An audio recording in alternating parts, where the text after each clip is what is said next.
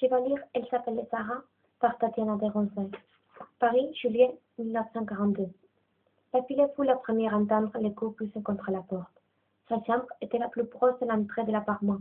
Dans la confusion de sommeil, il avait d'abord pensé que c'était son père qui remontait dans la cave où il se cachait, qu'il avait dû oublier ses clés et instantanément parce que personne ne l'avait entendu quand il avait frappé discrètement. Mais bientôt des voix s'élevèrent dans le silence de la nuit, forte et brutale. Ce n'était pas son père. Police, ouvrez tout de suite! Et mentalement reprit, plus fort encore, vibrant jusque dans la moelle de ses os. Son jeune frère, qui dormait à côté d'elle, commença à s'agiter dans son lit. Police, ouvrez, ouvrez! Quelle heure était-il? Elle jeta un coup d'œil entre les rideaux. Il faisait encore sombre. Elle avait peur. Elle pensa à ses conversations, ce humour nocturne que ses parents avaient échangé croyant qu'elle dormait. Mais elle avait tout entendu. Elle s'était glissée jusqu'à la porte du salon et là avait écouté regarder ses parents à travers une petite fenêtre dans les bois. Elle avait entendu la voix nerveuse de son père. Avez-vous le visage engoncé de sa mère?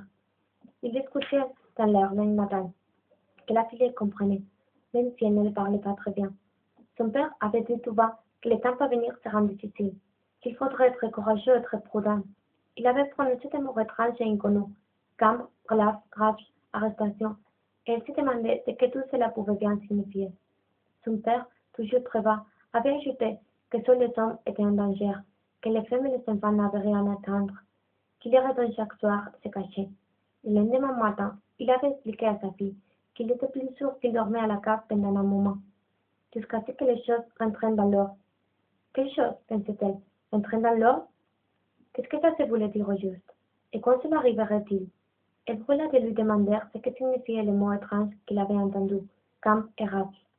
Ouvrez, police! La police avait-elle trouvé papa dans la cave? Était-ce pour ça qu'il était là, pour ramener papa dans cet endroit dont il parlait quand il murmurait dans la nuit, ce camp qui se trouvait quelque part en dehors de la ville?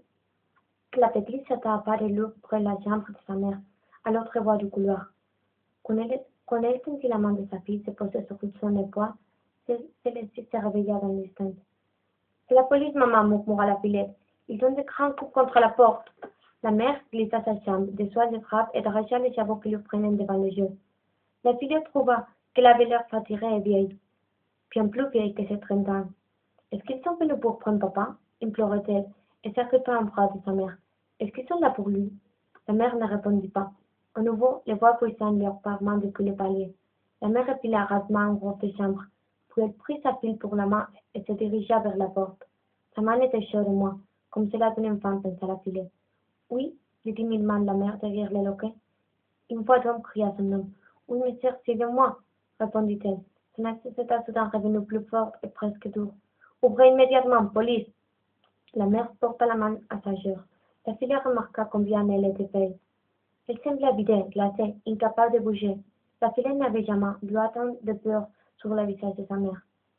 Elle sentit alors l'arnausée lui assécher la bouche. Les hommes frappaient une dernière fois. La mère ouvrit la porte du matin très blanc et maladroit. La fillette tressait, s'attendant à voir que son uniforme était gris. Des hommes se tenaient sur le sol.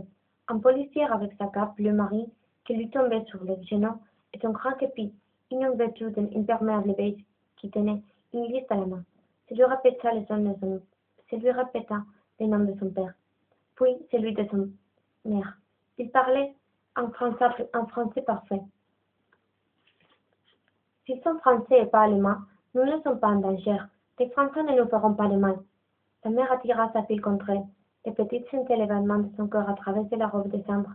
Elle aurait voulu reposer sa mère, la voir se tenir bien droit, la voir ficher ses hommes avec assurance au lieu de se recroqueviller, au lieu de voir le cœur qui contient une poitrine comme un animal effrayé. Elle aurait voulu que sa mère soit courageuse.